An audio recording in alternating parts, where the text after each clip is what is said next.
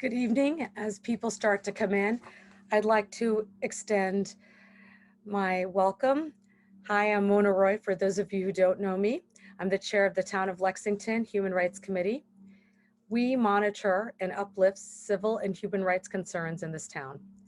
I want to extend a warm welcome to all of our distinguished panelists and guests for our second annual No Hate November program. I also want to welcome all of our attendees as they're coming in.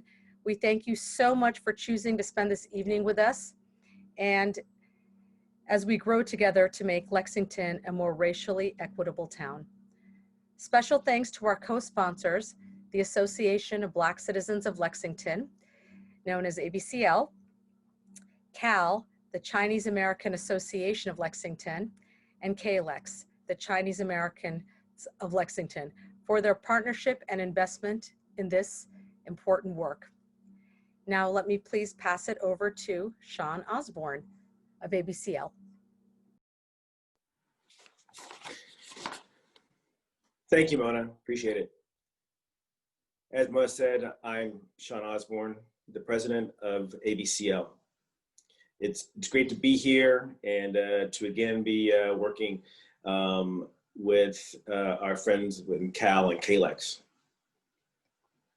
In 1892, the Memphis Evening Scimitar published an article that noted, in part, that, quote, "There are many Negroes who use every opportunity to make themselves offensive, particularly when they think it can be done with impunity," end quote.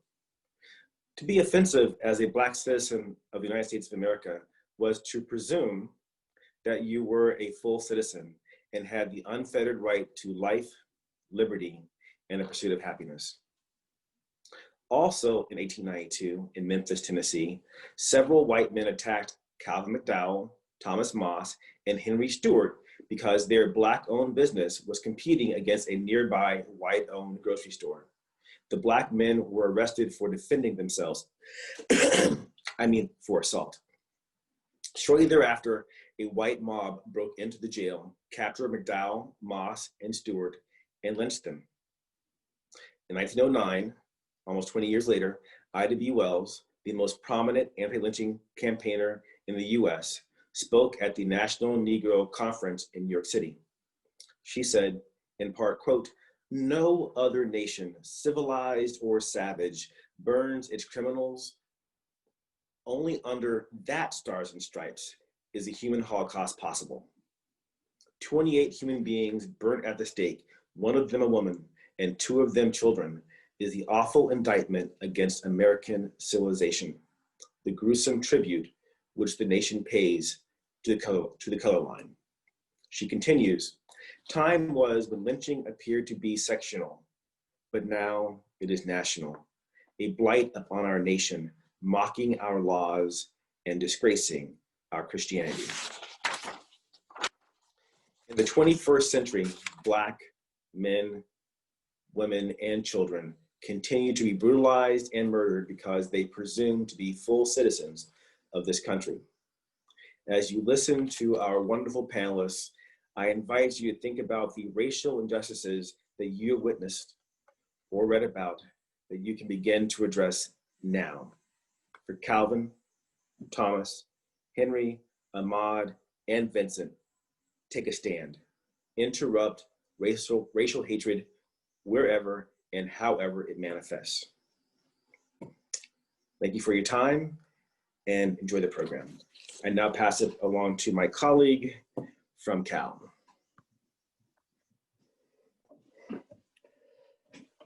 So good evening. My name is Hua Wang. I'm a president of CAL, known as Chinese American Association of Lexington. And we are in Lexington for 37 years, serving the community. So we're very thankful to the Human Rights Committee and ABCL and KLEX and other organizations for putting on this event. So we're in the best of times and the worst of times. The worst of times, you got the hate crimes are at all-time high, right? And with the extremely irresponsible, ill-natured use of the Chinese virus, Kung flu, China plague, to refer to the global pandemic. And it's generated so much hate in this country and worldwide. So many years ago in '82, Vincent Chang was killed because he was mistaken as Japanese. But just not too long ago, the jazz pianist, a Japanese person, jazz pianist, his name is Tadataka Uno. He was beaten in New York City for being mistaken as Chinese. So there has been more than 2,600 reports of hate crime related to the pandemic. And this is for the Asian American community. And well, tonight we also honor the memory of Ahmaud Arbery, right? He went out for running and lost his life. So that's running while Black. And in our community, there's also something we say, there's doing science while being Chinese. And we're being scrutinized and questioned our loyalness to the country, Americanness. But we're also in the best of times because there's hope and the heal coming on the horizon, right? Just not too long ago, a Black mother and daughter, so Prison and Nana, they visit a rehabilitation center in New Jersey, and they saw this sign at the front office, basically referred to the virus again as Chinese virus. So they decided to boycott, so they walk out the clinic and posted the picture on the social media and protested. So that's the hope. So what we firmly believe is there is a hate, but the love will overcome. Love will always over hate. So we believe in love and we're all in this together. Thank you and enjoy the program. So now I'm gonna pass on, I guess, to Hoze, and he's gonna talk about, so yes. Sorry, I couldn't quite hear you. Could you? Can you hear me? Thank you, Mona, Sean, and Hua. My name is Hao Xu, co-president of KLEX, Chinese American of Lexington. It's great to be here tonight. KLEX is a 501c3 nonprofit, nonpartisan organization. Our mission is to serve the community, promote civic engagement, and help address concerns from Chinese American community. In the first half of this year, KLEX volunteers work hard to collect PPEs from the community and also purchase them from overseas to support frontline healthcare professionals, essential workers, as well as Lexington residents in need. The acquisition of 10,000 surgical N95 masks from overseas in April demonstrated the hard work and dedication of the team. The total donation, including those led by 2 community partners, were valued over $200,000. Prior to the pandemic, KLEX ran many events, including cultural gatherings, education seminars, and candidate forums. We try our best to help address the concerns from the community. One of them was opposing H 3361, a state bill to single out Asian Americans for data desegregation based on ethnicity or ancestors' country of origin. We work with ABCL to fight the systemic racism and support the fundraiser of the Black History Project of Lexington. We will continue to work with our community members and partner organizations for our shared goals, such as making Lexington be more inclusive, fight against discrimination, systemic racism, and hatred. Thank you.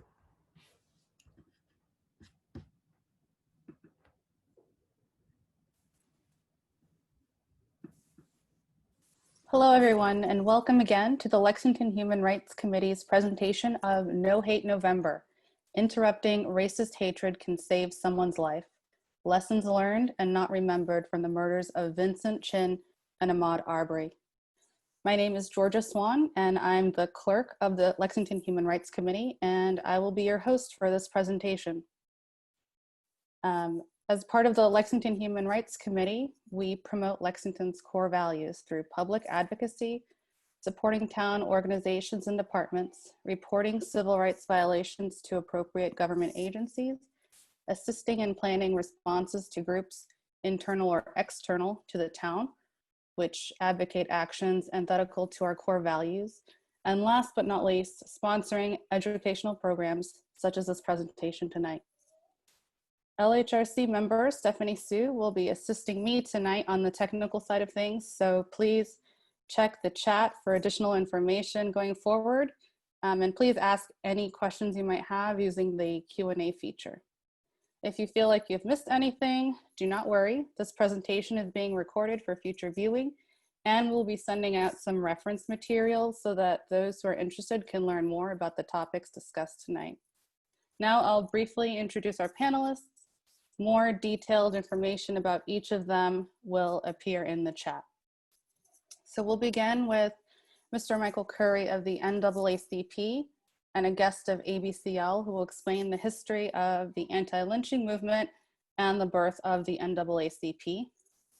Then Ms. Helen Yang of KLX will introduce us to the story of Vincent Chin, followed by Dr. Stephen Pei, a guest of Cal, and he will expand on Vincent Chin's murder, his family's quest for justice, and the subsequent push for broader civil rights for Asian Americans. Then our last panelist, Dr. Zine Magubane, a guest of ABCL, will explore contemporary legal issues around vigilante violence and introduce us to the recent murder of Ahmaud Arbery. Finally, we'll have some messages to share from members of the community, including Rabbi Howard Jaffe, Carol Dluge of the Lexington Chamber of Commerce, Wang-Ying Wang, longtime member of the LHRC and an active bystander trainer, as well as Stephanie Sue of the LHRC. So to begin, I'd like to welcome Mr. Michael Curry of the NAACP.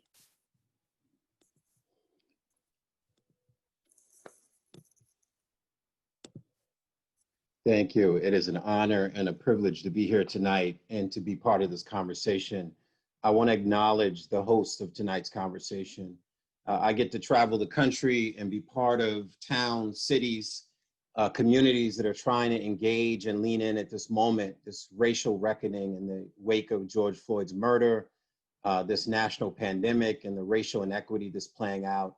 And you join many other cities in town with the courageous conversation that you're having tonight. So one, I just want to recognize that. I want to share screen and kick us off tonight with just a little bit of history, as I've been asked to do. And I'm gonna, as I called a presentation that I do, Quantum Leap, which is a walk through history, 1619 to today, connecting the dots, say for example, between the movie Birth of a Nation in 1915, that racist propaganda film, and Amy Cooper in Central Park, alleging that she was being attacked by a Black man, playing on those stereotypes, those tropes that are so embedded in American history. But I wanted to share just a few quick slides with you, and I wanted to start with Carter G. Woodson. History, as he insisted, was not the mere gathering of facts. The object of historical study is to arrive at a reasonable interpretation of the facts. Carter G. Woodson, known as the founder of Negro History Week, which we now know as Black History Month. You can't talk about violence against African people of African descent, without starting with the arrival of those 20 or so odd African slaves in 1619, the murder and capture of slaves in Africa, and the transportation of those slaves into the United States, or into the colonies at that point, that were thought to be less than human, that were thought to be property. That teased up the conversation that we will have throughout this evening, as I remember a line from D.W. Griffith in the film, about the film, that says, if you can dehumanize a people, you can almost do anything to them. And you have to start with slavery and the transatlantic slave trade. Here in Boston, we had a conversation recently about putting a monument to slavery in the Faneuil Hall area of course, acknowledging the history of Boston as a city that received slaves at Faneuil Hall in downtown Boston as a part of the slave trade. And many people fought back on that because of the trauma of slavery, the images of slavery, the memories that still exist generations later about Black families that were bought and sold, the murder, the abuse, the neglect of African people and people of African descent over generations. You can't have this conversation without talking about the transatlantic slave trade and the abuse of the transportation of slaves from Africa, how brutal it was, the diseases, the 250 or so mutinies aboard those ships of people who tried to free themselves, to fight for their freedom. We don't know their stories. And if you watch the movie Ahmaud, that is just one of many stories of Africans who pursued and fought for their freedom. You can't talk about slavery without talking about the transatlantic slave trade and the millions of slaves, whether you're talking South America, Central America, the West Indies, or what we now know as the United States, the millions of bodies that were transported into the Americas and endured significant violence. You have to talk, as we lead up to this conversation on lynching, have to talk about slave crimes in policing, the birth of policing and law enforcement. You'll see the drawing and quartering that was really a European penalty that was considered to be the ultimate penalty that was practiced even here in the colonies and throughout our history with African slaves. And the violations being violating curfews, attending religious meetings without a master's consent, or running away, or the ultimate crime of killing your slave master, were all crimes that could result in mutilation or death by fire or hanging. Reconstruction, we talk about, as we do this quantum leap, we talk about 1863, Emancipation Proclamation through the signing of the 13th Amendment. And I would argue that we were in a period in Reconstruction like we are in a period with the election of Barack Obama. Many of us cried back in the 1800s during this period because we thought we had made it. We had seen ourselves, our people freed. We thought we had opportunity. There was the Freedmen's Bureau. There were opportunities as those Black men took seats in Congress and took sheriff positions and held seats in Congress and legislatures throughout the country. And we thought we'd made it, but history provides the saying, past is prologue. And we had to realize that with all this progress, we were getting ready for a major backlash, as we're experiencing now in this country now after the 8 years of Barack Obama. President Lincoln signed on May 20th, 1862, the Second Civil War, the Homestead Act, which would have provided opportunities for African Americans and others to own land and property. Special Order Number 15, Union General William T. Sherman, January 16, 1865, ordered the confiscation of property and Confederate-held lands. These were opportunities for African Americans who were former slaves that said, wow, we might now own property, build wealth. And there was a backlash to this progress. 1865 to 1877 was Reconstruction. I want you again, as you quantum leap, to think about the period of a Barack Obama years, the 2008, the election, 2012, the re-election, the opportunity, the promise, and understand that they were feeling that same optimism during Reconstruction. And I want to talk about what was happening during this period of time of Ida B. Wells, which is where I really want you to be introduced to this phenomenal journalist and activist and researcher who was born just the year before Emancipation Proclamation, 1862. She was born to ambitious parents who had dreams and aspirations and wanted to go to college and get an education. She spent her life battling against sexism, racism, and anti-Black violence, and used her skills as a journalist to shed light on the conditions of African Americans throughout the South. It's important to understand Ida B. Wells' history because as the African proverb reminds us, if you know the beginning well, the end won't trouble you. It will explain why you get an Ida B. Wells, as her parents died at a young age. And she had to take care of her younger siblings. If you understand Ida B. Wells' history, that she went to Shaw University, or at that time, I think it was Shaw College. It was kicked out when she protested what she thought was discriminatory behavior on that campus, and would inspire her to really start a campaign for the rest of her life against sexism and racism. In 1884, Wells Barnett filed a lawsuit against the train car company in Memphis for unfair treatment. This is the story that most Americans don't know that predates Rosa Parks. She had been thrown off of a first-class train despite having a ticket. Although she won the case on the local level, the ruling was eventually overturned in federal court. After the lynching of one of her friends, Wells Barnett turned her attention to white mob violence. She was friends with 3 Black business owners in Tennessee. There was an altercation at the store that they owned that was very competitive. It was a thriving business.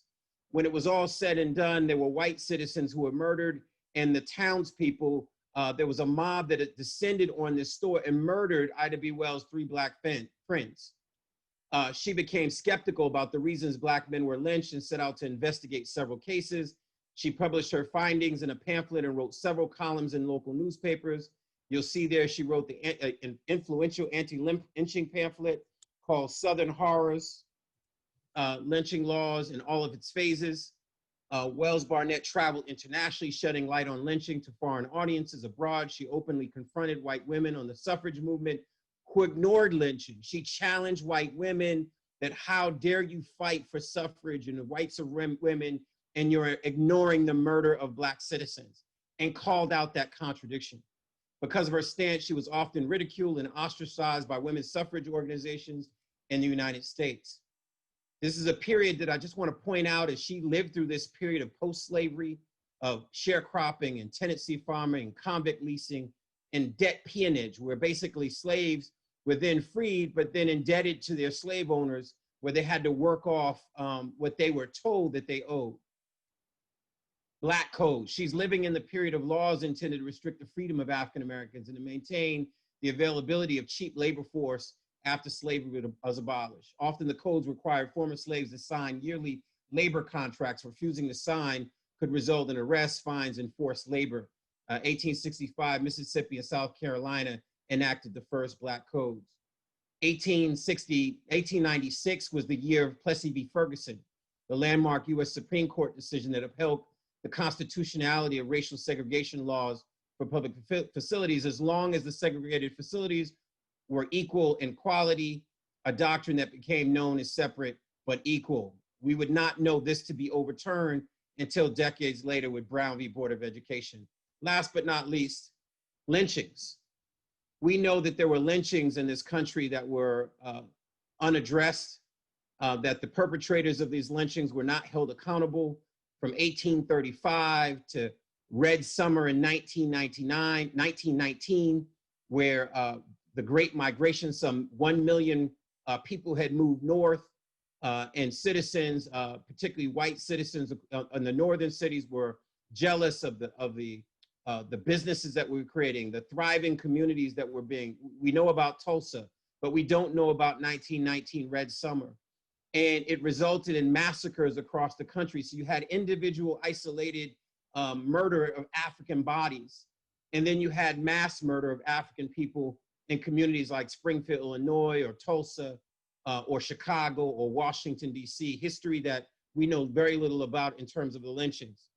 I want to also point out the Dyer anti-lynching bill that was introduced by Congressman Leonidas Dyer in April 1918. Just 3 years after Birth of a Nation, the film, that KKK propaganda film that popularized the Ku Klux Klan and really gave birth to the movement of lynching and killing African-American men who are a threat and women who are a threat to society and culture. This was the congressional effort to pass federal legislation in regards to the prosecution of lynchings, which were held illegally. The National Association for the Advancement of Colored People had spread posters to increase awareness of the bill. Because of the support from the NAACP, the bill had passed the House, but not the Senate. It eventually died when the Democrats purposefully filibustered it. This is history. Birth of a Nation. D.W. Griffith. History that we have not been very much connected to and that we need to know. I'm going to end it there and turn it over to our next speaker to share a little bit more history.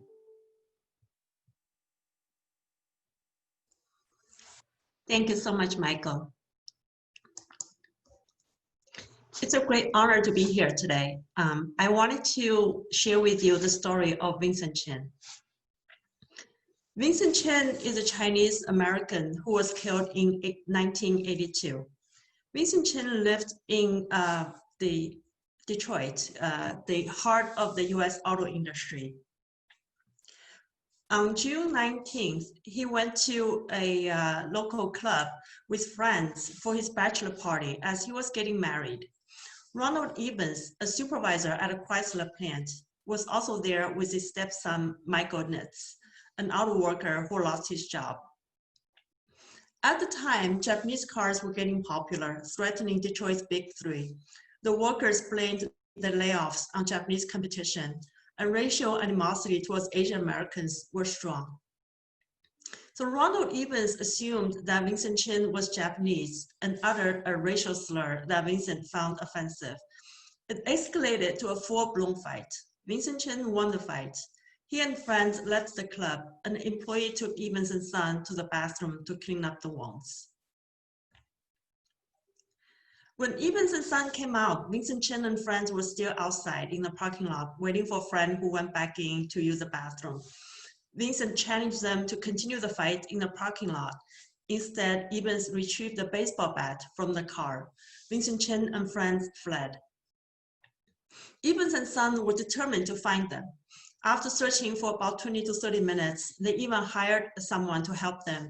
They eventually found Vincent at a McDonald's restaurant. Vincent Chen tried to escape, but he was held down by the son while Evans repeatedly beat him with a baseball bat until Vincent's head cracked open.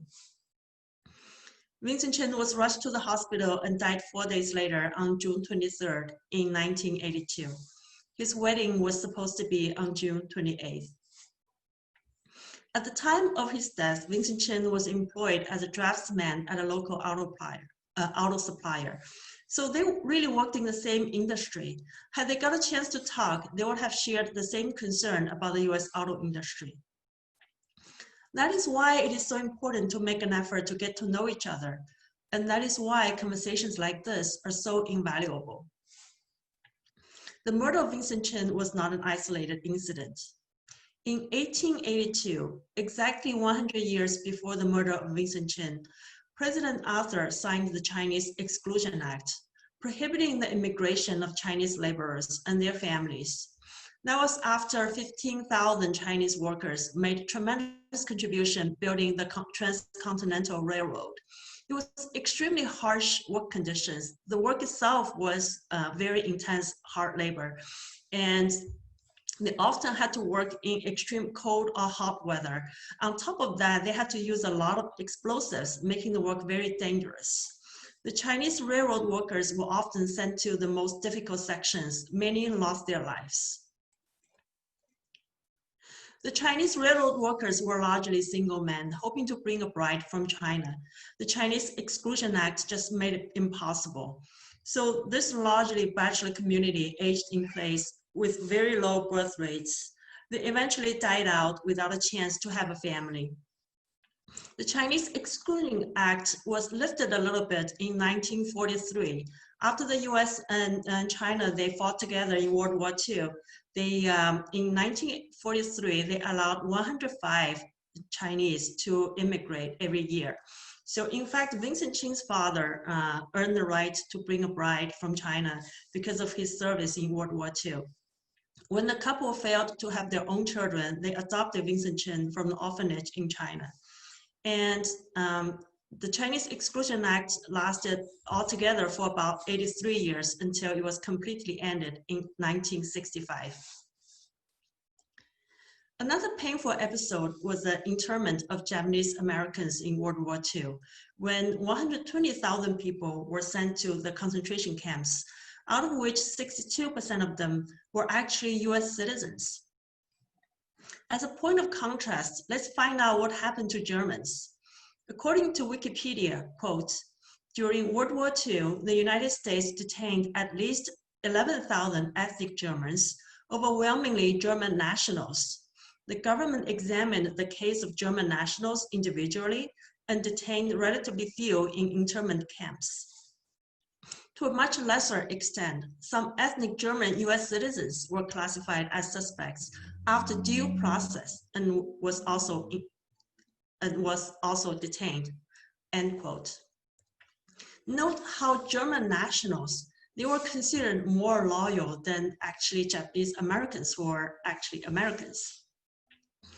From the Chinese Exclusion Act, German internment, to the murder of Vincent Chen, there is a common thread, that is Asian Americans are treated as outsiders or foreigners. For 83 years, Chinese were considered unworthy of US citizenship. During World War II, people saw Japanese Americans as, first of all, Japanese, while they are first and foremost Americans. And as far as Vincent Chen was concerned, it never occurred to Ronald Evans that Vincent Chen was an American. And I call this a perpetual foreigner bias. And it's not just Chinese Americans or Japanese Americans. Vietnamese Americans, Filipino Americans, Korean Americans, Indian Americans, all of us share the same fate, no matter how many years you have been in this country and for how many generations.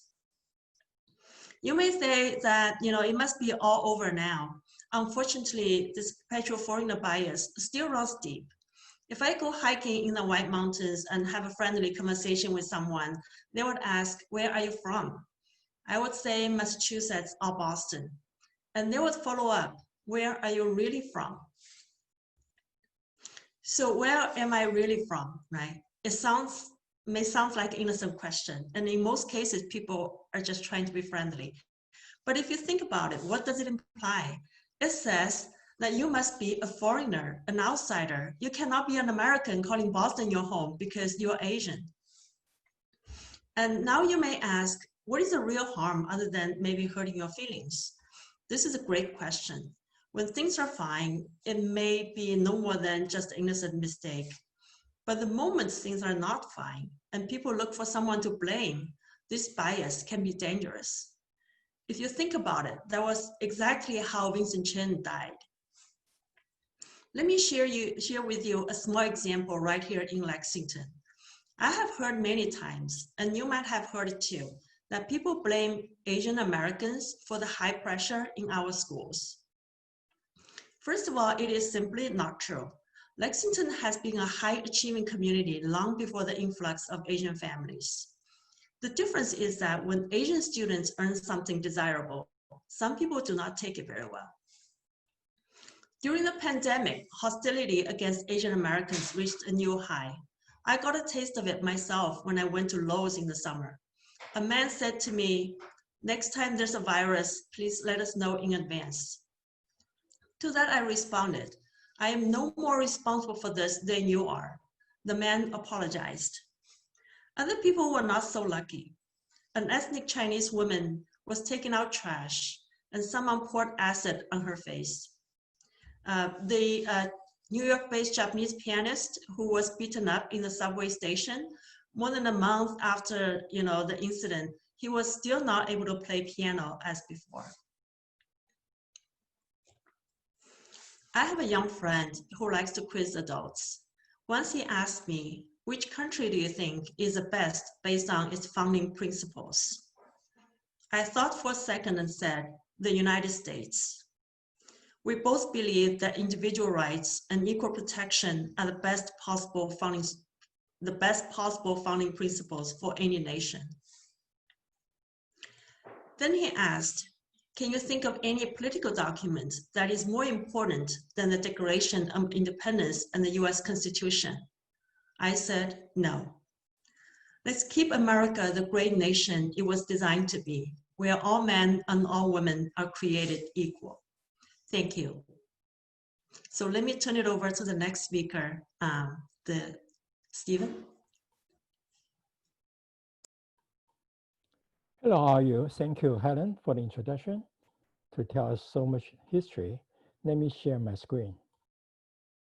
Okay, I'm Stephen Pei from Houston. I also put my Chinese name here. I came to this country almost 50 years ago, and I came to visit the great city of Boston right away. I still remember all those windows on the John Hancock building without glasses. So when I came to Boston, people asked me the question,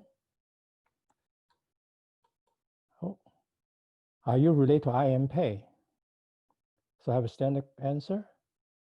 I'm not Pei, because we have a different last name in Chinese. Then I also asked by my Chinese friends, are you related to Bai Xianyong? My answer is also, I'm not Bai because we spell the last name differently.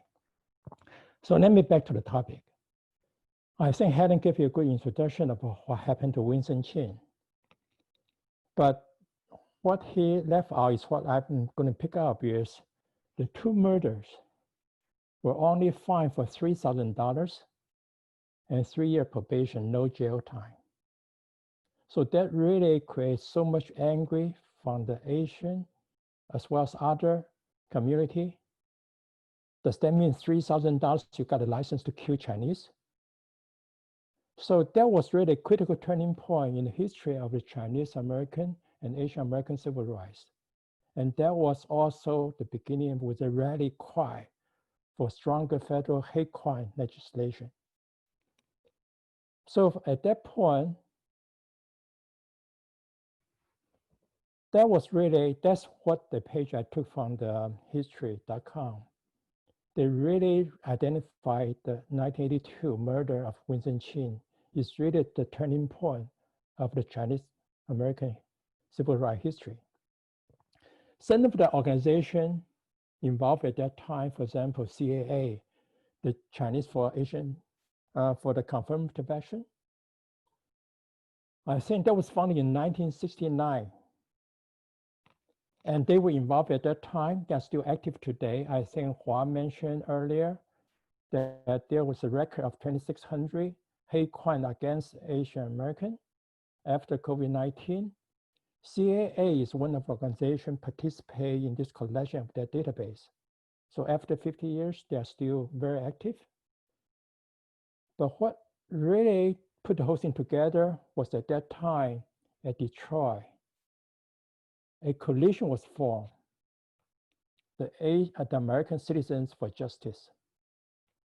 That's the first time that different organizations come together, form a coalition, that they rally, they march, they protest, but that didn't change the outcome. The fine was still $3,000. Actually, the murder moved to out of state, so the fine was not paid.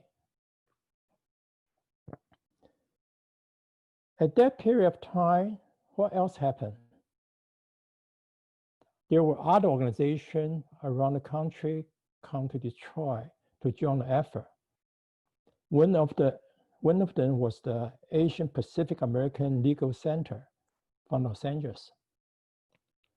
It was the predecessor of the Advancing Justice LA. Its logo is shown on the right. Then you recognize some of the founders at that time, Judy Chu, the congressional woman, Judy Chu, and her husband, Mike Yin. I think that was really the turning point in the Chinese American and Asian American civil rights history. That grew later. I think later, the APALC joined with the Asian Law Caucus and the Asian American Legal Educational Defense Fund. Collectively, they formed the National Asian Pacific American Legal Consortium in 1991. Eventually, they evolved into Asian American Justice Center. So the Asian American Advancing Justice, AAAJ, has 5 organizations across the country right now. For example, the Asian American Justice Center is involved in one of the activities you might have heard of. I think over the past 2-3 years, the Department of Justice launched a investigation of the Chinese and the Chinese American scientists. And there were so many Chinese scientists who were investigated. At the end of the day, they were not accused for espionage. They were accused to did not compete their conflict of interest form properly, or they have some wiring fault. On the surface, they accused the Chinese American with doing espionage. The fact is, very few were really accused for espionage. They were accused for other minor things. Asian American Justice Center launched an effort just about 2 months ago. There is racial profiling hotline that will provide legal support and also assistance, including referral for the Asian scientists who were investigated in the recent years.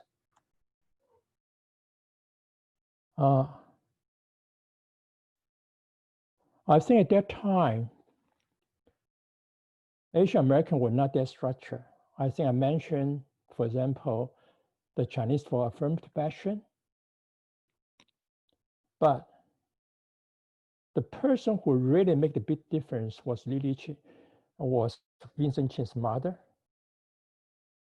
She lost her son, but she was strong, she was brave.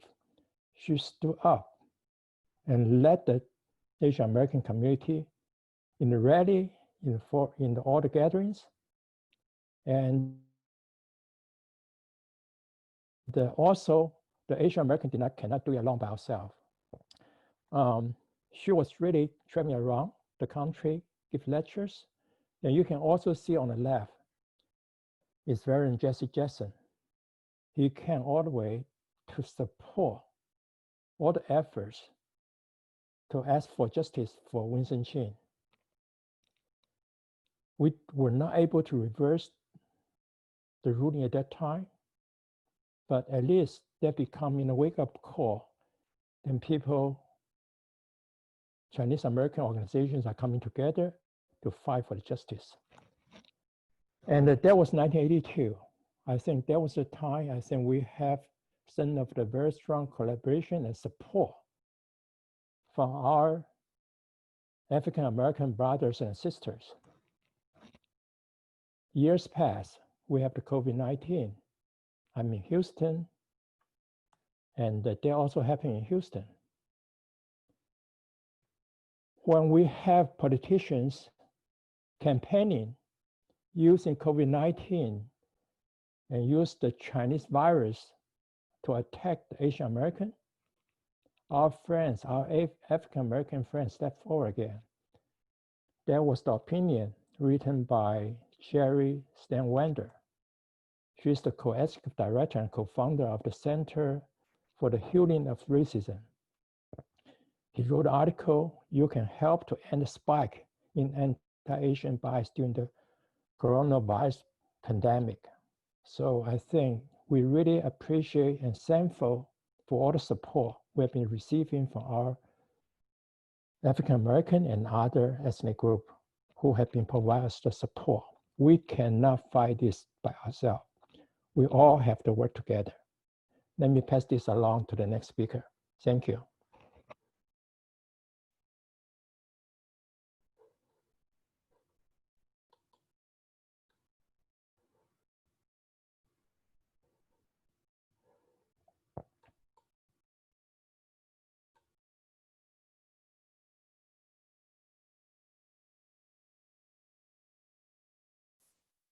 Thank you, Dr. Pei. Our next speaker is Dr. Magubane.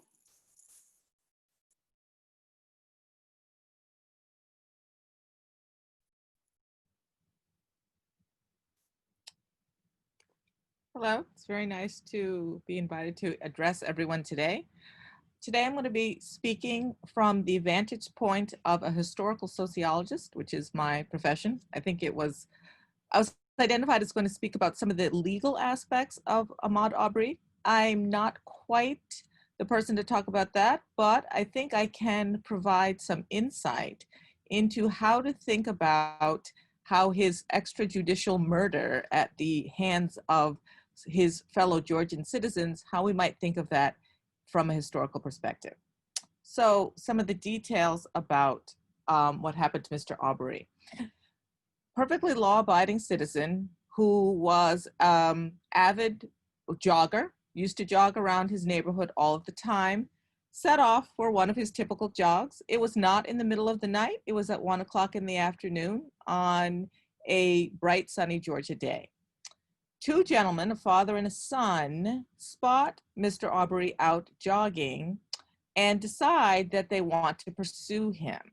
Their rationale was that there had been robberies in the neighborhood and there had been discussions on an app, which many of you may be familiar with who are suburban residents, called Nextdoor.com. And on Nextdoor, basically people post different things about what's happening in the neighborhoods, but what Nextdoor often operates to do is a way for people to become private police forces of their own, monitoring what's happening in their neighborhood and reporting what they would call suspicious persons or suspicious activity or people who, quote, don't belong in the neighborhood.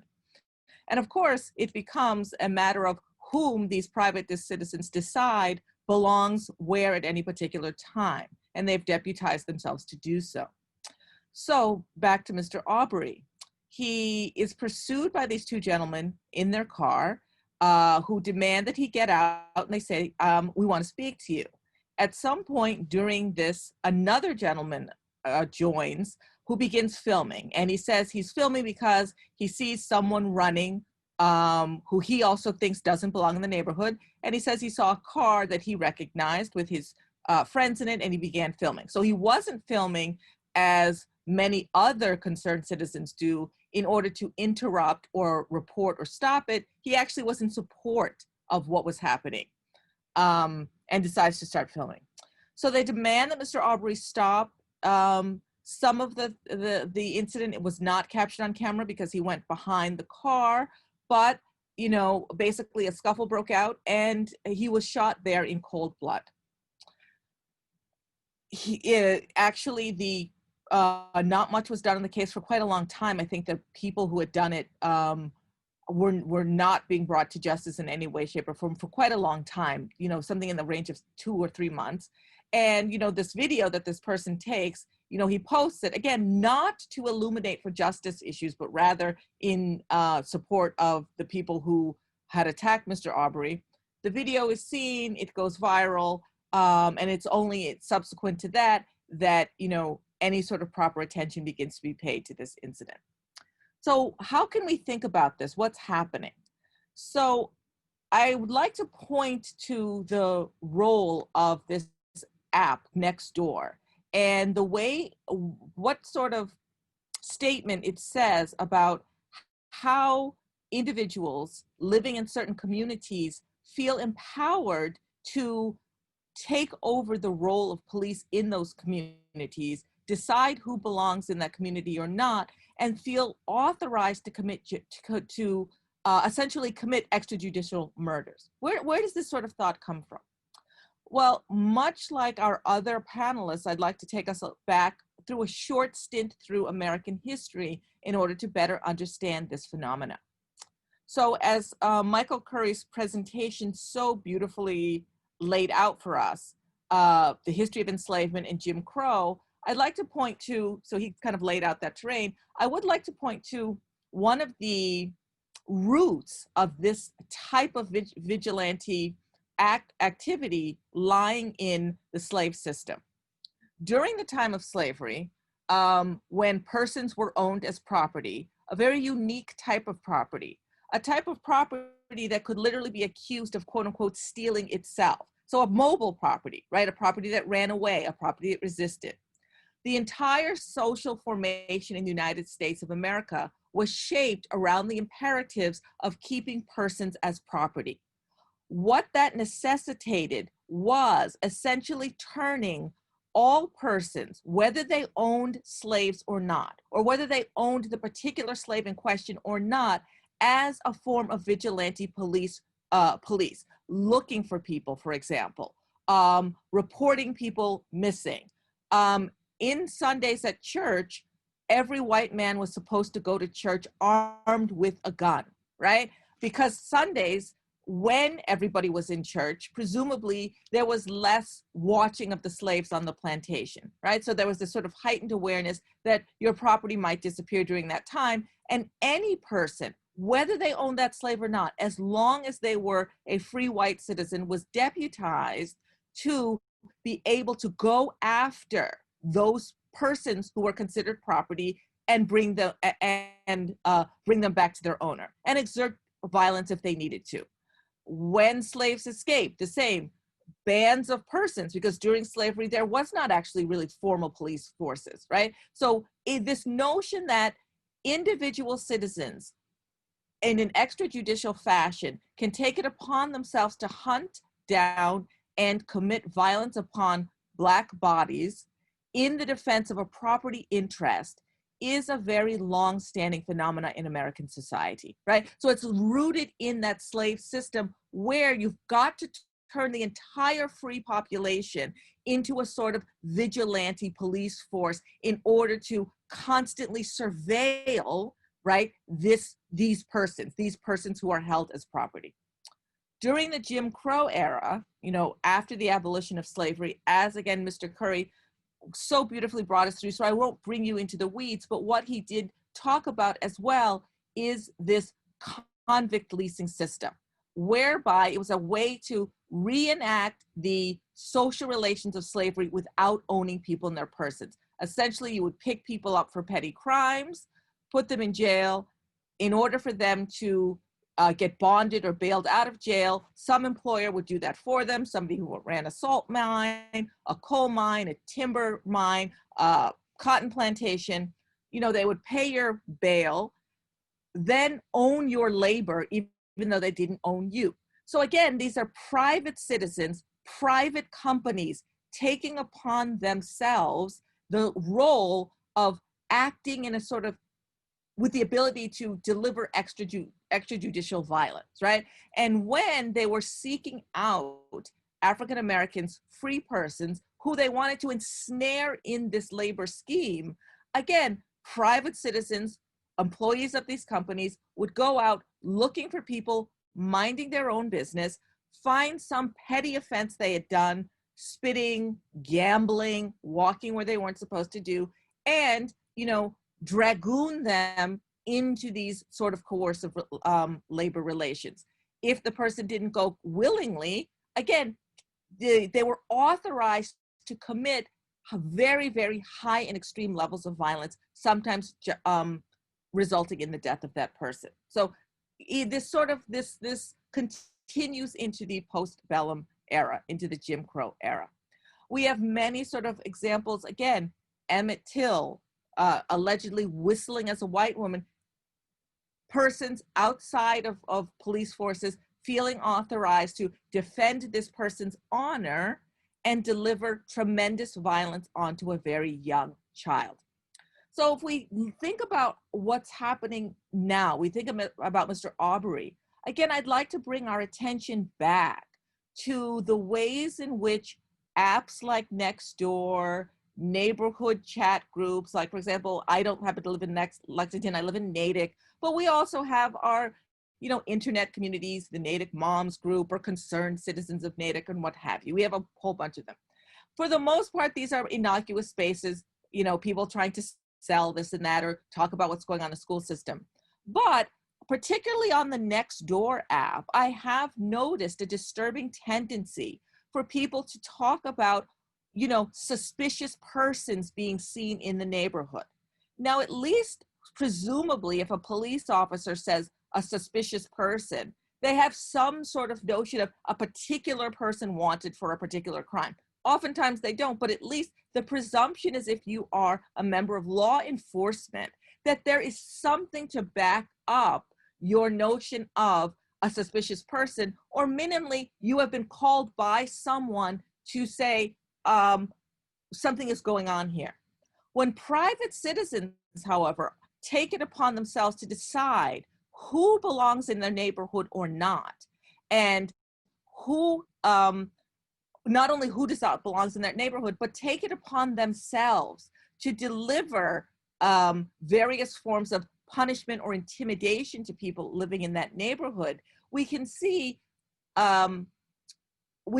definite parallels with what happened in the past.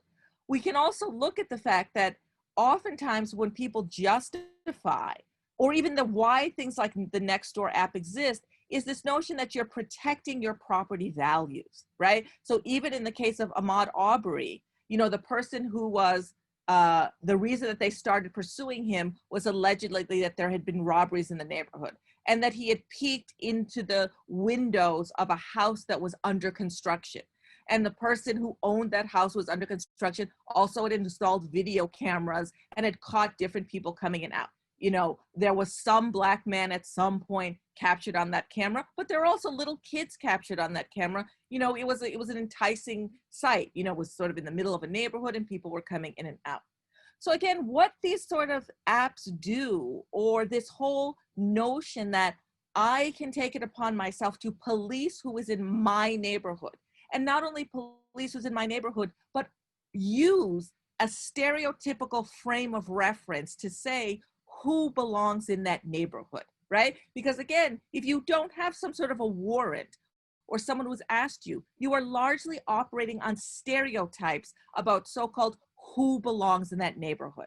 And 9 times out of 10, what a private citizen will come to is stereotypes about some groups of people being more inclined to crime than other groups of people. So even on the Natick Next Door website, some woman took it upon herself to say, well, I felt uncomfortable because, as she put it, some ethnicities are less likely to obey the laws than other ethnicities. Now, I seriously doubt she had a degree in criminology, a degree in anthropology, or a degree in anything that would have authorized her to make the statement that certain ethnicities had quote unquote propensities to crime. Even if she could back up such a baseless claim, nevertheless, stigmatizing or feeling that you can police a whole group of people based upon the actions of other persons in that group is absurd. So for example, what if she discovered that people with the zodiac sign Leo were more likely to commit crimes? As a Leo, I'm sure she would be highly offended that someone said, well, other Leos have committed crimes, so I feel authorized to deliver violence onto you. You're a Leo, you're part of that group, and so therefore I feel authorized to police or commit violence on you. So I only have about a minute or two left, but I think it's really important when these sorts of things happen, especially as we become a society that has more, more cameras, more internet, more ability to surveil one another, that we really begin to step back and start to think about how these heightened capacity for surveillance also intersects with these sort of stereotypical and racist views. That in, again, a context where we have a country where if you are said to be, quote, defending your property, outsized levels of violence are authorized, right? So what that somebody's walking down the street or someplace where you think that they don't belong. It's only a particular type of society with very high levels of violence where somebody simply being assumed to be out of place is also followed up with authorized very high levels of violence. And there are very few social formations in the world where this is like. So where I come from, South Africa, it's another place where that type of extrajudicial violence has been authorized through South Africa's history, also a very racist history. Well, you can go to many other places in the world and people simply don't behave that way. You could go to Ghana, for example, or Senegal. And if somebody was where somebody didn't expect them to be, they might just say hi, or what are you doing? Or are you lost? Can I give you some directions? So again, I think that we have to, just wrapping up, really think about the intersection of, our obsession with property, our obsession with protecting that property, our feeling authorized to surveil our fellow citizens, and a very strong and long history of racist violence and stereotyping, how that can all intersect and create unbelievably deadly and tragic results. Thank you.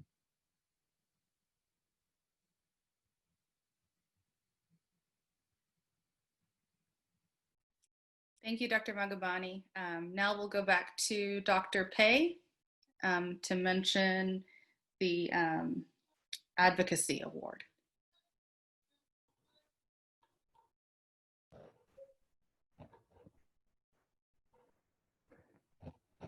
Thank you. I think we heard so many hate crimes have been committed against the Asian Americans in this year. But one of the worst incidents happened in Texas. And it happened in March this year in Midland, Texas. A Burmese family was shopping in the Sam's Club, and they were mistaken to be Chinese, infecting people with coronavirus. And the suspect attacked them with a knife. You can see their 6 and 2 years old boys were cut from the back of the ear all the way to their chin. So I think our society has a social virus is spreading in our society. We need cure for that. During that sad time, during that dark period of time, it was lucky. I think we have one of the heroic act here by two gentlemen. It was Zach Owen. He's the employee of the Sam's Club. He's a bystander. He see the hate crime happen. Then he, without hesitation, he stepped in to save the life of the two boys. He unarmed the suspect barehandedly. Then there's another bystander, Border Patrol Bernice Ramirez. He was off duty, but he just passed by, so he's also joined the scene and helped Zach to control the suspect until the police show up. That really is very heroic because the suspect was armed. But right now, the story has made a very sad turn. What happened was that Zach was injured in the process. He was stabbed on the neck. That's not the biggest problem. The problem is the cut in his right hand. Then you can see in the picture on the left side, the two heroes, they shake hands with left hand because that right hand was cut at that time, was still not cured. Unfortunately, that cut caused permanent injury to his right hand. The tendon in the middle finger was repaired, but up to today, his middle finger still abandoned, cannot be straight. The pinky in the right hand, the tendon cannot be repaired, so the tendon was removed. From March to now, 8 months has passed. The grip strength of his right hand is down to 40%. He came down from Oklahoma about 9-10 months ago with the hope to find a good job in the West Texas oil field. With his injury in his right hand, he's not able to find those jobs in the oil field. And worst of all, with all the things happen, wondering what the injury in his right hand is going to do to his life. Right now, he's suffering the post-traumatic syndrome disease, and he's under therapies. That was back in March 14. So in June 22nd, the day before Lily Chin removed the life support system for Vincent Chin almost 40 years ago, we held an award ceremony in Houston. In the middle, sitting there is Zach Owen, and to his right is Asian Burmese. And that was one of our city council member, Alice Chan, speaking. With coronavirus, we maintain social distance and a mask. State Representative Jim Wu presented a flag flown on the Capitol, and also a letter for the state of Texas. The mayor of Midland sent a video and also proclamation to acknowledge the heroic act of the heroes. The president of United Chinese American, Hypatia, presented an award to Zach Owens and also a check.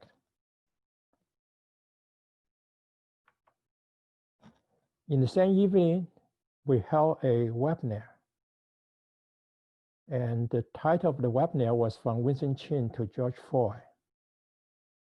And as you know, George Floyd's body was returned to Houston. At the funeral home, we planned, the Asian American planned 2 miles of American flag in front of the funeral home. And on the 22nd of June, we held this webinar. Then you can see Helen Yang. She was a reporter at that time during the Vincent Chin's incident at that time. And Annie Tang is Vincent Chin's cousin. Zach Owen is the hero who saved the Burmese family. And Reagan is a Midland resident. He didn't know the Burmese family, and he went ahead and raised $20,000 for the Burmese family. But I really want to highlight our friends. To the right corner, Mark Tobin is the regional director of the ADR, the Jewish community, the Jewish organization. She's the Southwest director, and also Cherry Stanweiner, I mentioned earlier. So we cannot do this by ourselves. We need to support. We need to support each other to make this work. And later in August, Zach Owen was invited to join a congressional testimony about the anti-Asian bigotry during the COVID-19 pandemic. Again, it's not just the APAC, the Asian Pacific American Caucus. It's also supported by the Black Caucus and Hispanic Caucus. You can see all these congressional members who attended hearing, they hear the testimony by Zach Owen. And here is Congressman Al Green from Houston, also a member of the KPAC. So he's not just a member of the Black Caucus, he's also a member of the KPAC, the caucus of the Congressional Asian Pacific American Caucus. And he has been great support for our effort. He has a large Asian population in his district, and he's a strong supporter. We work on many projects closely together. I think I just want to make the point. This is another case happened almost 40 years after the Vincent Chin incident. A Burmese family was mistaken to be Chinese. Luckily, this time, they were saved by one Caucasian and one Hispanic. And I think we are all in this struggle together. We need to work together. We really have to stand up against the hate. We appreciate you mentioned about the trainings for the bystanders. This is the case. The bystanders, we really need to pay him back. I think that's what we're going to do in the holiday season. We're going to do a GoFundMe to support both Zach Owen, who saved the Burmese family, and also the Burmese family, the 2 boys who did the plastic surgery in the future. So if anybody has any question, I think here's my email address. You can contact me anytime. Thank you.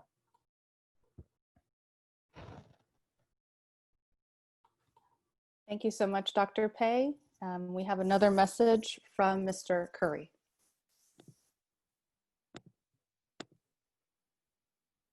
Thank you. I am honored again to be here. We've had some phenomenal speakers tonight with some important history. I just want to close out my presentation tonight, and I'll share screen again. Let me do that now.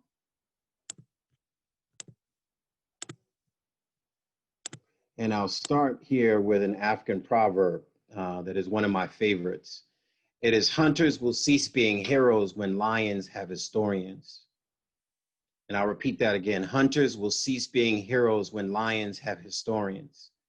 And what you're hearing tonight in all these calls is the injustice, the murder of people of color in this country. And we've only scratched the surface with many more stories to tell beyond the names that you've heard tonight. So I encourage everyone on the call that you have to be students of history if you want to be an ally.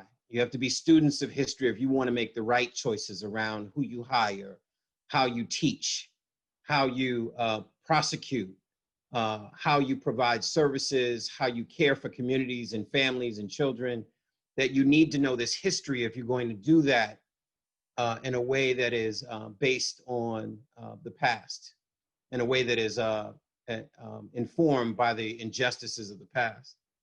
So I want to do this really quickly as I sort of ended out. Just to recap, the transatlantic slave trade, slavery, I didn't talk much about it or talk about it at all, but it's important in this moment of the pandemic. The Tuskegee syphilis experiment, when Black folks were thought to be the syphilis-soaked race.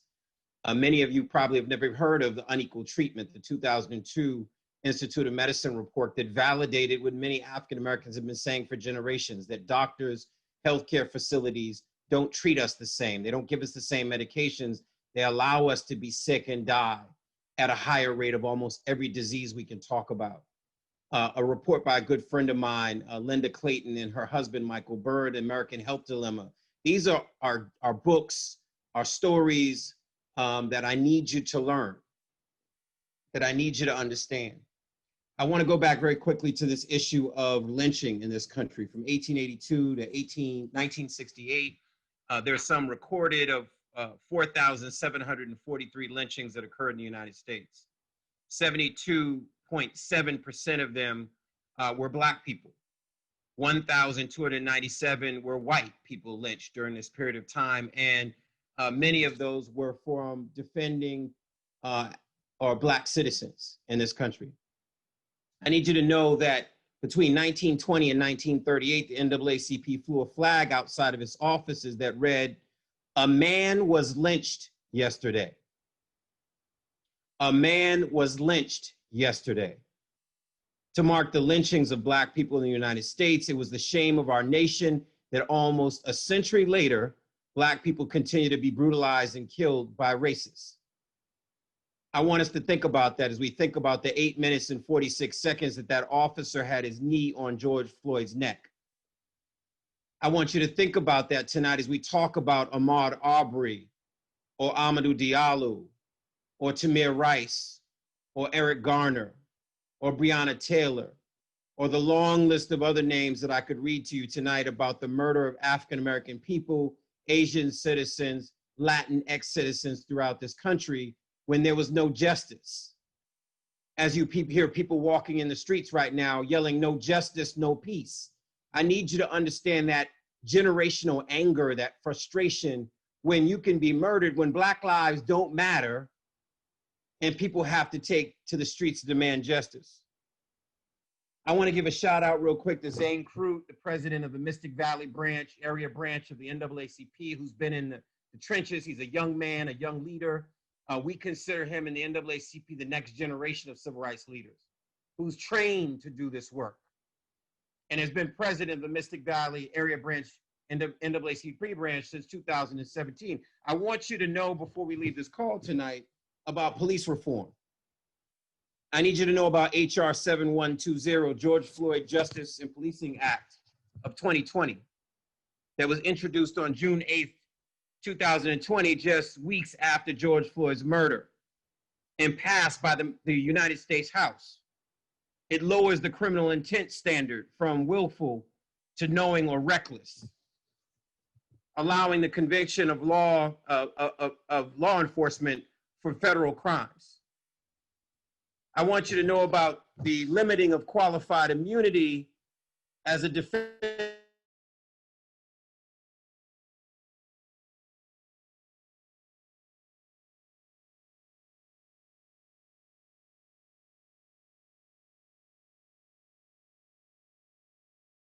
Is a part of that bill. A framework to prohibit racial profiling is a part of that bill. Reports on use of force is a part of that bill. I need you to know about the police reform bill here in Massachusetts that is in conference committee right now with 3 members of the House and 3 members of the Senate debating what is in that bill. And we have a fear in the civil rights community as more calls are coming into the members of that Congress committee and to members of the House and Senate here in Massachusetts from police unions than from all those people who marched in the street saying, I can't breathe. Where's that activism at? To call state legislators and demand a strong, comprehensive police reform bill, H4886, Senate 2820, with limits on qualified immunity, strong post system. In order for the Massachusetts to have one of the strongest post systems in the country, it must not be constrained by the preponderance of the evidence standard to initiate investigations. Limits on police use of force, banning racial profiling and requiring data collection for all stops. Expungement, Justice Reinvestment Workforce Development Fund, youth privacy protection, local control over school resources, face surveillance ban, Commission on Structural Racism, Civil Service Commission reforms. So I need you tonight before we leave this call to know that you got work to do. We got work to do. You just can't protest, you got to show up. When the school committee meets, when the city council meets, when the state legislature meets, when Congress meets, when federal and state regulatory agency meets, we need you to show up then, because that's when, if you're not at the table, you're on the table or you're on the menu. That's where we are today, tonight, in Lexington and throughout the Commonwealth. We have to show up. If Black lives matter, then you got to show up and prove that they matter. In our schools, in our hospitals, in our healthcare institutions, in all the institutions that have been structurally racist, that are built into the fabric of this country. As we talk about what structural institutional racism is, I always use the analogy of the little kid in the movie Sixth Sense. If people remember the Bruce Willis movie, where the little kid says, I see dead people. And I use that analogy in this context as you look at these faces to say, do you see racism? Because like the little boy in the movie, you can pretend you don't see them and you can cover up your head because it's too much trauma, there's too much risk. It causes too much emotional energy to do something about injustice. But courage will not skip this generation. So I ask you, say their names, see their faces, and prove that Black lives do actually matter.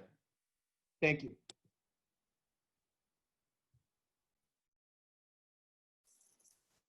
Thank you so much, Mr. Curry. Next, I have for you some messages of support from members of our community.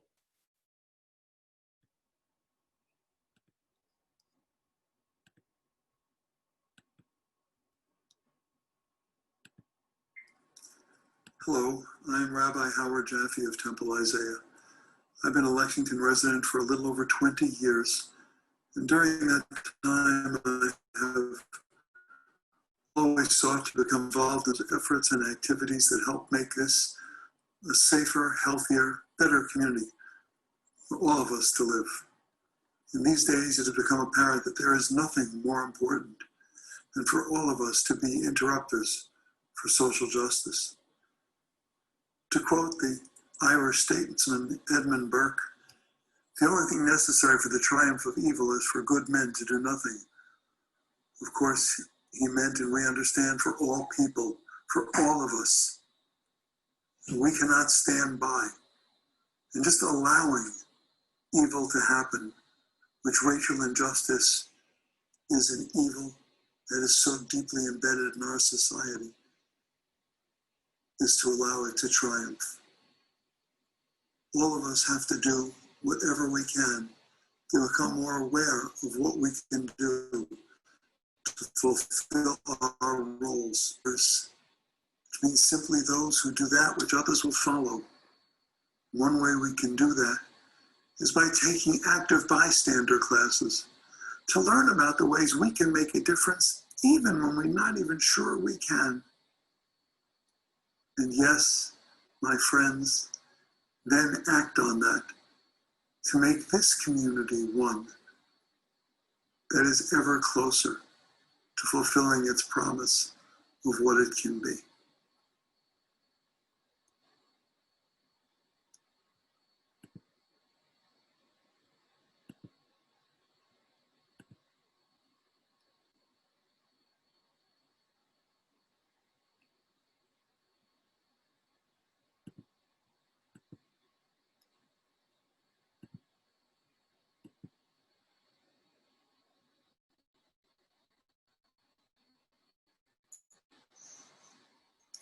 Hello, everyone. Allow me to introduce myself. My name is Carol DeLugie. I'm a Lexington resident. I'm the owner of Getting Shaped for Women here in Lexington, and I am the chair of the Lexington Chamber of Commerce.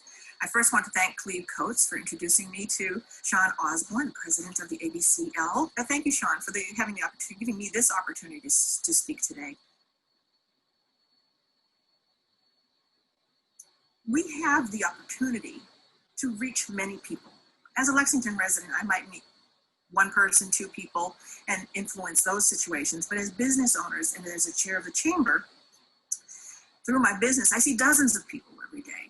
Through the chamber, we have hundreds of members who see dozens of people every day. So you can extrapolate that influence really broadly across Lexington.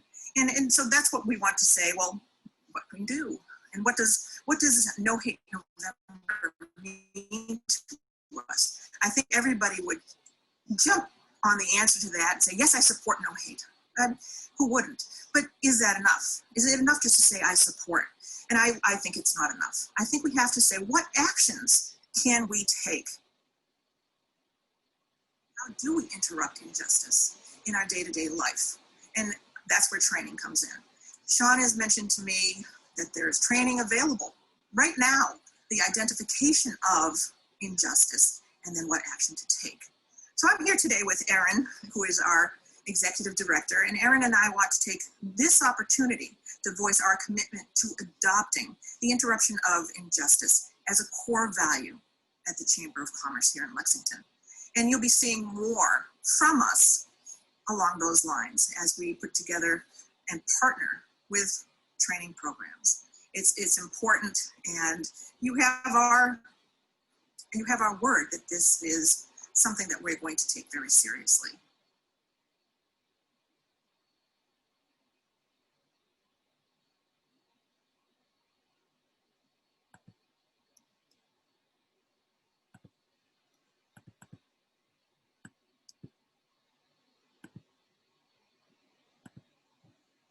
Hi. Form. Sorry. Hi, my name is Stephanie Sue. My family and I have lived in Lexington for 10 years, and I'm a member of the Lexington Human Rights Committee.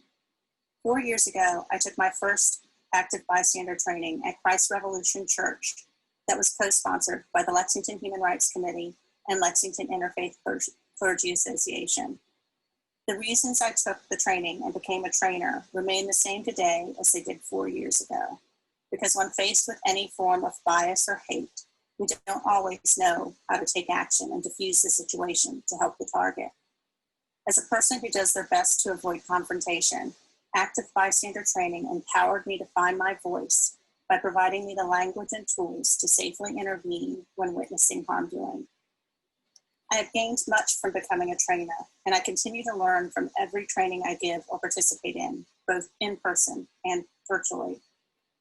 But one of the greatest gains it has given me is the opportunity to teach my children the importance of standing up for others, whether they do so in the moment or seek out the help and support of an adult or authority figure after the fact.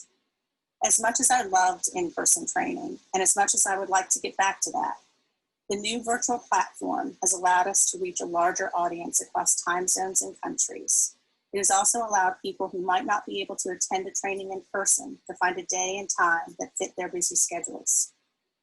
There has never been a better time or a greater need to become an active bystander.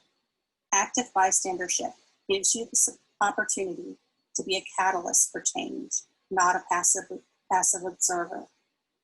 In the words of John Lewis, when you see something that is not right, not fair, or not just, you have a moral obligation to do something or say something about it. Thank you.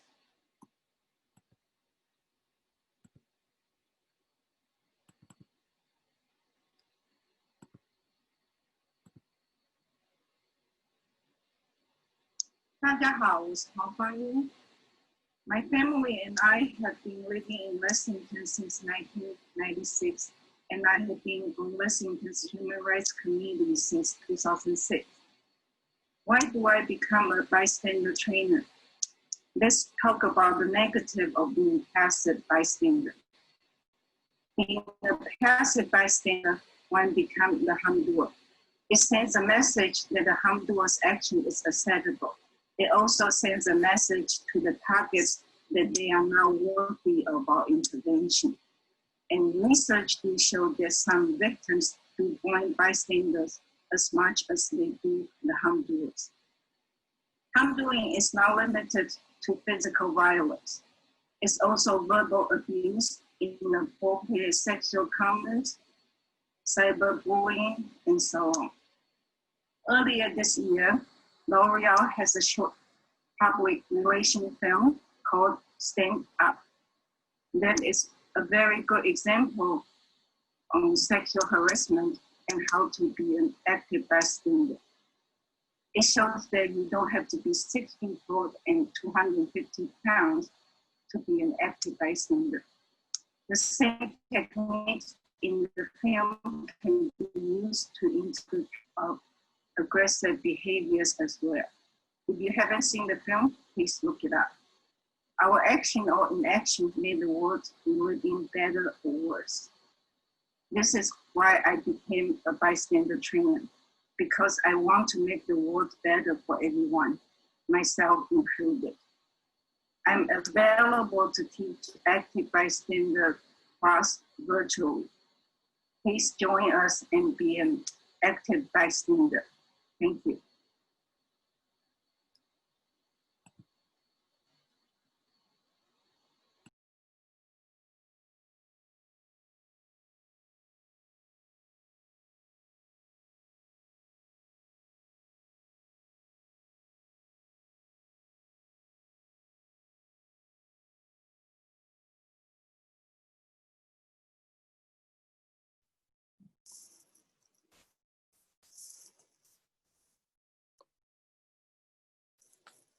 I'd like to thank everyone for participating in this presentation.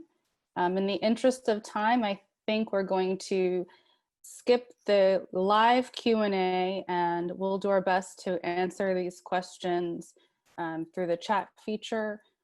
And if anyone has any questions later on, they can always contact the Lexington Human Rights Committee through our website by sending us an email. And also the flyer for this event had links to ABCL, Cal, CalLex. So please feel free to get in contact with anyone who you'd like to hear from. And now I'll pass it on to Mona, the chair of the Human Rights Committee. Thank you.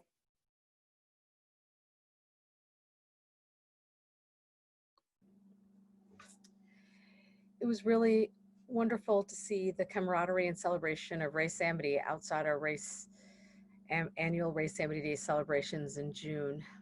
It was particularly moving to hear from all of our incredible speakers, and I'm actually just so moved that it's almost hard to gather my thoughts, but I would like to take this moment to thank our co-sponsors for putting together tonight's panel of incredible speakers. We are so blessed to have this insight, expertise, and knowledge brought to Lexington. Thanks also to the town of Lexington Human Services for the logistical support. The Human Rights Committee does programming year-round, including the aforementioned active bystander training. as well as other educational programs, including our signature annual MLK Day community conversation on race. This year's topic will be racial disparities in healthcare and health outcomes. Please visit our website. The link, we'll put it in the chat for updates and information. And we look forward to your engagement in this work and the growth of our community. For those who can stay on, we will endeavor to answer some of these questions live, but we recognize that some people have to go, so we absolutely understand that, but we will attempt to answer. If any of the panelists can stay on and answer some of these questions, that would be great. I will put the website for the Human Rights Committee in the chat in the meanwhile. Georgia, would you like to read one of the questions and then put it out to the panelists?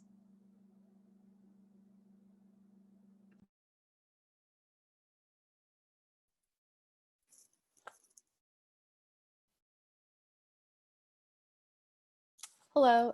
Yep. So I do have a question here about the police reform bill. Someone heard it did not pass the Mass State House with a veto-proof majority, and wants to know what we can do to make sure the bills aren't watered down and pressure Governor Baker to sign them. I'll chime in very quickly on that. So one, there are groups that are actually pushing right now to make sure that whatever comes out of the House and Senate conference committee is a strong bill. It's very important for people to call their legislator. And what happens too often is that people hear from the Boston legislators and they don't hear from the rest of the Commonwealth. So it's very important that people weigh in with their legislator and ask them to be a champion for a strong, comprehensive police reform bill. In addition to that, tune in to ACLU, Lawyers Committee, Zane Crute, President Crute that's on the call, and the NAACP, because they'll be gauging how strong this bill is and will alert people if there's a concern that it's not strong enough. You got to stay tuned in. And I would say the reality is police reform could happen in this legislative session, even in these waning weeks of the legislative session or early next session, but we got to stay tuned into that and demanded it be a strong bill. The governor has indicated his willingness to pass a bill. The House and Senate have competing versions. So there is a general consensus that something needs to pass. We just got to make sure it's a strong bill. Thank you.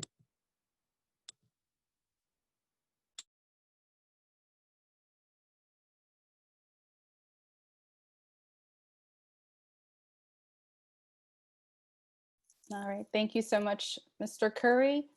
I actually had a question myself, if Dr. Magubane is still with us. Hi. So, you know, when you were talking about Nextdoor, the app, and other social media groups, and how, you know, people are looking for those who they feel don't belong.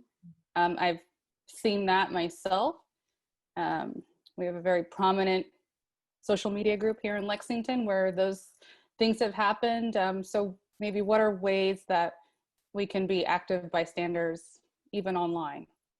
Sure. I mean, I think it's one of the best places to be an interrupter. You know, Michael, I keep giving you shout outs, gave us so many really, you know, incredibly important things to do in the political sphere, but not all of us can do that, have the time, the wherewithal, the organization. But on a social media platform is a fantastic place to be an interrupter. For example, this past Halloween, somebody posted something about, well, what do we do about kids not from the neighborhood coming here to trick or treat? And I really kicked myself because I should have just said, why don't you just give them candy? I mean, there's a way in which we've just become so amped up.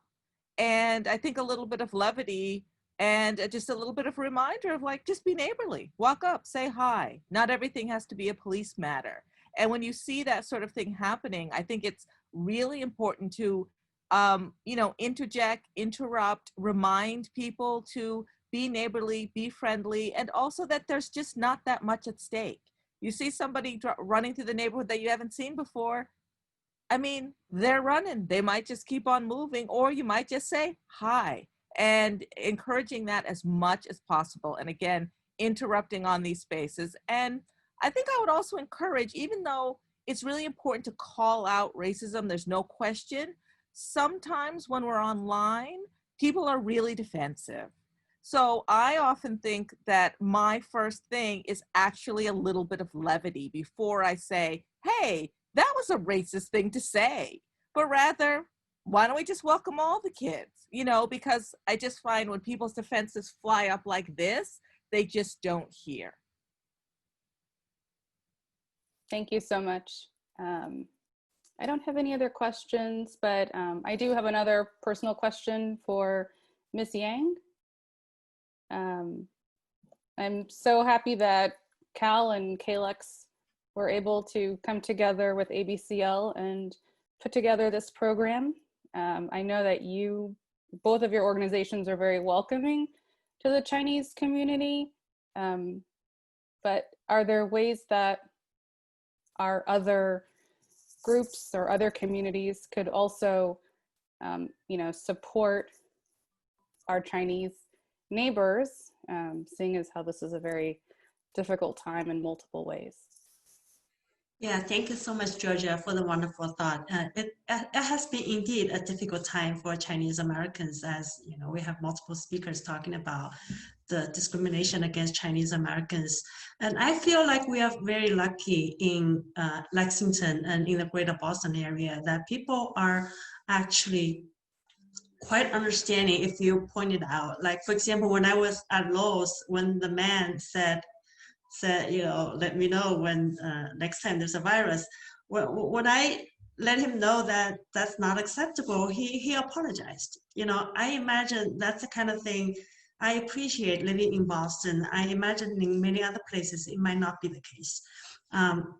So definitely appreciate your thoughts. We actually do get a lot of like support from other communities, and in the last 6 or whatever, however, in this year, for example, Jose and Sean, they have developed quite a deep relationship, quite a deep friendship. So I'm really happy to see people coming together, supporting each other during difficult times.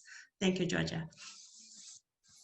Thank you. And I have a question for Mr. Curry, if he's still with us. I am.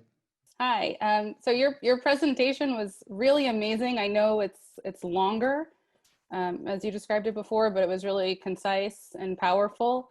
Is there a way that people can see this presentation, or maybe we could do something in the future with ABCL to get this out to people in Lexington? Yeah, so I've been, you know, it's funny, I always say it's unfortunate that people who went to college didn't have 4 years of African-American studies or Asian studies or Latinx studies.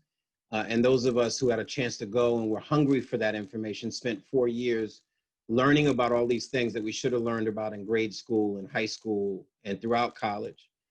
So what I tried to do about a year ago was to boil down 4 years of African-American studies into an hour and a half. And it's literally like drinking from a fire hose, learning about the institution of slavery and Reconstruction and the early 20th century through Amy Cooper and Breonna Taylor, and connecting dots throughout the presentation. I don't share that presentation because it's my life's work of like compiling all this in a bite-sized way. If people remember the TV show from the late 1980s called Quantum Leap, where the character jumped through time and he would jump into the body of a person, that's what this presentation is. I'm asking the listener to transform or transport themselves into that ship in 1619, or to be Hiram Revel entering Congress in the late 19th century and being during Reconstruction. So I would say if anyone wants me to do that presentation, please reach out.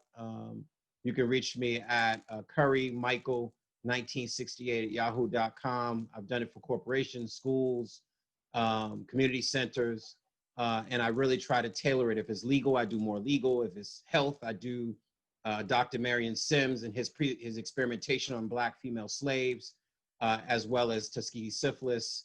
If it's economic, I do reparations. And I make it a heavy conversation about reparations globally, what it looks like, and how it may be possible even in this country. So let me know, I'd love to do it.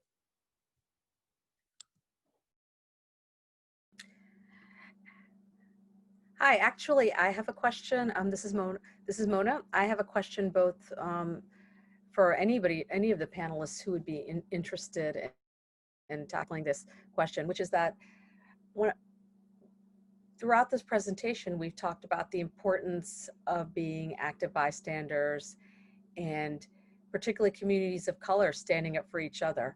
But a recurring conversation throughout history has been that when you're part of a marginalized group, how do you then stand up for each other and at the same time recognize how difficult it is to stand up for each other? We've heard some amazing stories tonight, which I think would inspire anybody to say, no matter what the cost, we have to stand up. We have to stand up. But I would love any of the panelists to jump in on their thoughts. I know, unfortunately, Dr. Pei had to leave, but any of the other panelists who would like to jump in with their thoughts on being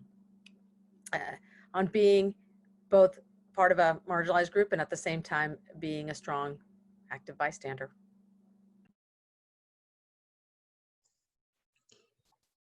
Yeah, I can chime in a little bit. You know, there's sometimes people talk about things they don't realize it is hurtful.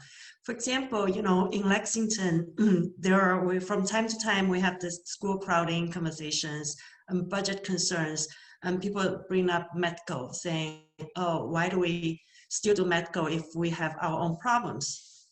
So this kind of occasions, people, you know, think of one thing, they forget about, you know, the other aspect of it.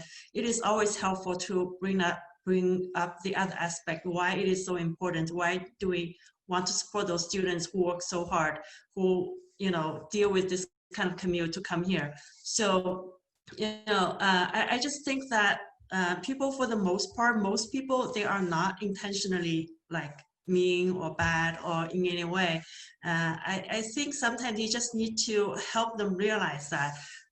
In the case of, for example, in Vincent Chen, I'm sometimes thinking that if they had a chance to talk to each other, and if say the Evans realized that Vincent Chen was getting married, he could even be giving some fatherly advice to the young man. So I think a lot of times if we try to get to know each other, if we try to see each other being the human, a lot of things would be a lot easier.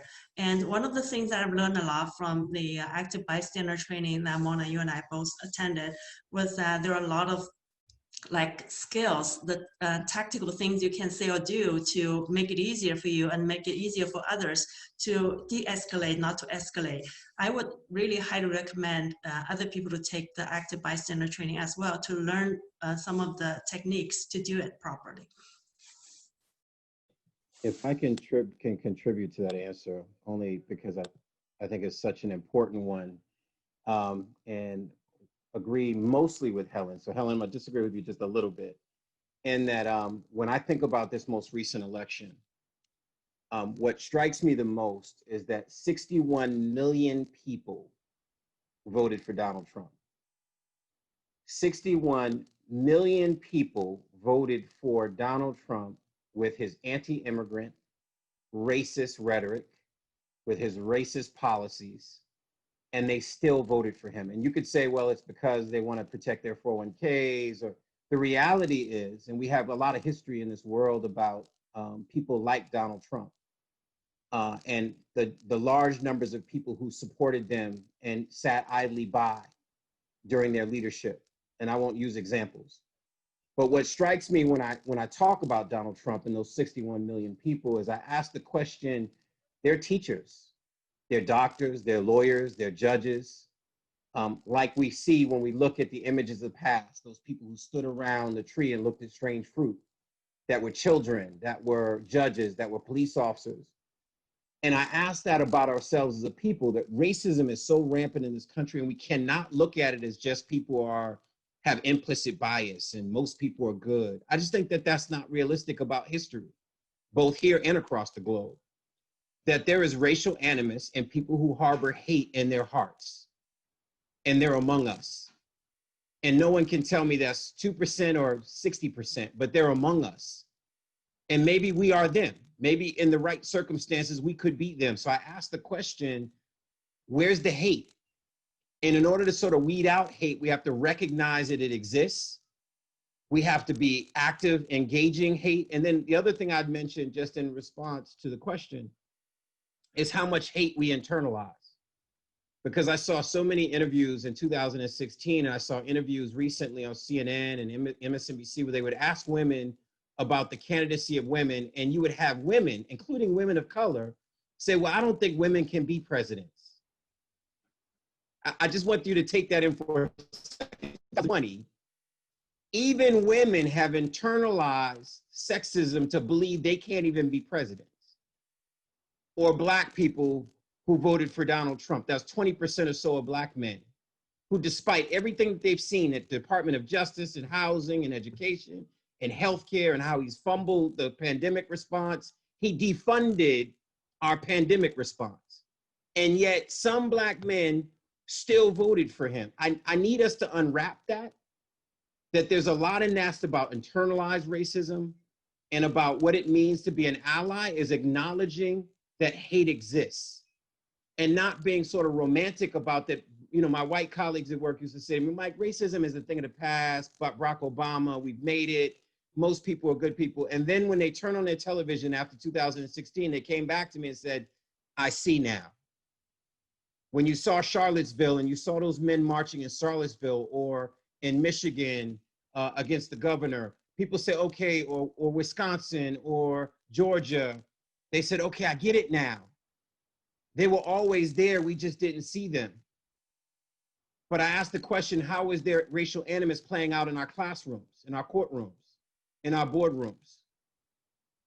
Because they were still harboring that hate. You know, Michael, that is an excellent question. You know, sometimes I wonder about that too.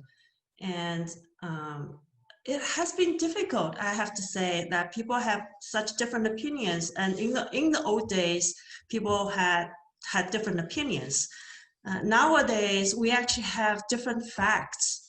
And I have learned the hard way not to believe in anything that I see in the news, unless I actually research it thoroughly, because I have seen the cases that I know very well that the mainstream media on both sides, you know, they have chosen to ignore certain things. You know, even if they don't lie, they present selective facts.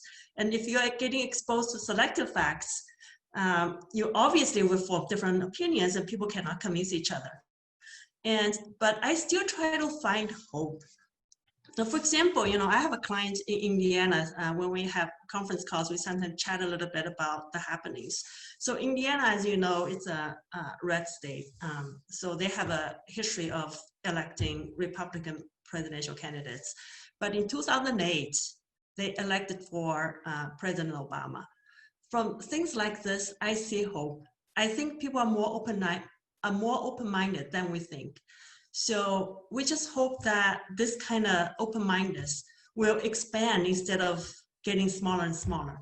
I just sincerely hope that all of us will try to research a little bit, try to get the news. Now, if I hear something, I just, you know, search the news from both sides, try to get the facts first and how people look at the, you know, reported the facts, how people are interpreting those facts, and try to be as having an opinion that is as comprehensive as I could before I form an opinion. So I think we need to do this a little bit more as a society, because especially social network these days, it just makes it worse because we tend to follow people who think like us. And it's sort of you're in a silo, you're in a like a, you know, echo chamber that what you think, you hear it from your friend who you're following, they maybe express it even stronger. And then I just think it's not that helpful. So it would be helpful to kind of break out of this intentionally, try to look at what some of the other people say about things. Maybe there's something you can learn from there. Okay, so yeah, so I'm still here. So Michael and everybody, and Mona, thanks for the great question. And I said in my opening, remark, so there's so much hate, right? So Michael, actually, I can correct you on one data. there's actually more than 70 million people voted for Donald Trump, not just 61 million, okay? But I think the nightmare is over and about to be over. And so there's healing, on the horizon. And so we do believe, love over hate. And so I'm sharing with, so this is actually Cal participating in the video, and then so basically, so the idea is, right, so just with KLEX and other organizations, during the pandemic, Cal teamed up with 55 organizations with over 1,100 people contributed to the, to the COVID-19 relief effort. So I think we live in Lexington, we live in this great country. And so feel this is actually a tribute, believe in love that was specifically made for this pandemic season. So I really like to end, our, so my remark on this hopeful note, so we believe in love and we're all in this together. Thank you.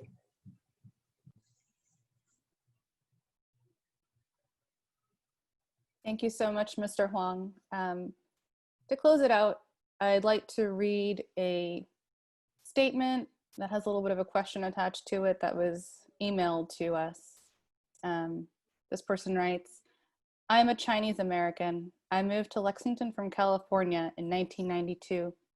As soon as I moved to Lexington, a white older woman walking with her 2 preteen grandchildren around the high school track in the center of town saw me and approached me with the instruction for me to follow. When I answered back, she called me, please excuse me, a chink, and said, why don't you go back to where you came from? The other people at the track were all white and saw us arguing. Someone stopped, but they all told me to shut up, and no one ever bothered to ask what we were arguing about. I went and reported the incident to our police department.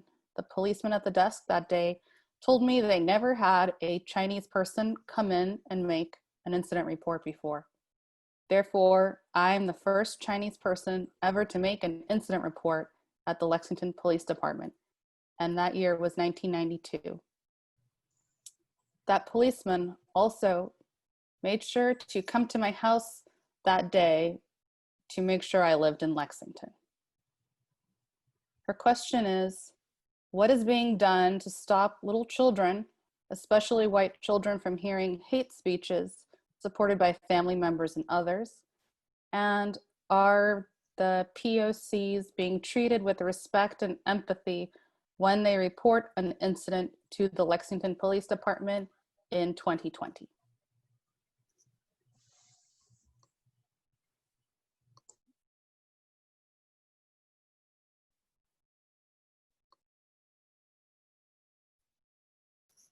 I don't know if Mona, if you have anything to say about that, or yeah, sounds like a great question for Mona to address. So the truth is that it's very important that was from 1992. But having said that, whenever anyone is the victim of racial or other hate, that memory lasts them a lifetime, and that damage never goes away. And part of the Human Rights Committee's role is to hear incidences, hear complaints, and try to bring parties together to resolve these issues.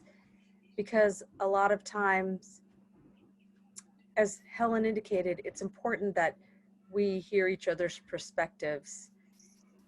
Having said that, I also think it's important to recognize that sometimes people don't see your perspectives. I think we all have different lived experiences, and sometimes the truth is we don't always understand each other's experiences, but it's very important that we continue to try. It was very courageous for this resident to share that experience. When that resident shared this experience, I don't know if it was a he or she, that resident had to relive that experience again from 30 years ago, I guess. And so I want to encourage people to continue to share these stories. And I think one thing that I would say, and this is not really from the Human Rights Committee, this is really actually for me as a Lexington resident, it is the job of every parent in this town and every person in this town to educate their children and their family members to not be those people. It not only should we set a good example for our future generations by not engaging in biased or hate speech, but also correct our young people when they do repeat things heard from others. So that is really, in addition to everything else, it should go without saying, but I'll say it, that is an important duty of all of us. And George, I'm looking at the time. I recognize that our attendees and our panelists have been very gracious, but I think I would like to thank everybody for attending. And for those of you who stayed for our extended session, we so appreciate it. We know that many of you are some of the core workers in town who really care about these issues every day of the week. Georgia, are there any last remarks from you? No, I just want to say thank you so much for everyone watching, and thank you for all our panelists. This has been really amazing, and I look forward to sharing it once the recording is available. Thank you. Yes, it will be rebroadcast on Lex Media. I'm not sure if all of it will be or just the first hour and a half. I'll have to talk to Lex Media about that. But in any case, we will get all of this information to you in due course, as I like to say, which means as soon as we can, when we can. And thank you so much. Look forward to seeing all of you in various ways at our meetings, engaging with our website, and all of you for MLK Day Community Conversation on Race. Thank you so much to all of you. Thanks especially to our distinguished panels, and good night.